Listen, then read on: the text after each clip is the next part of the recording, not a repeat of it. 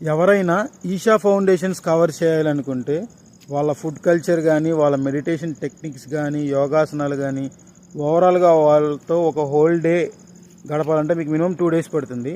And మీరు stay చేయడానికి compulsory మీరు ఈషా ఫౌండేషన్స్ అండర్లో ఉన్న కాటేజ్లోనే దిగాలి.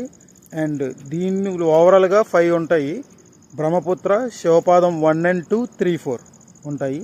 నా ప్రిఫరెన్స్ వచ్చేసి శివపాదం 3, 4. ఇది ఈషా ఫౌండేషన్స్కి ఎగ్జిట్లో ఉంటాయి.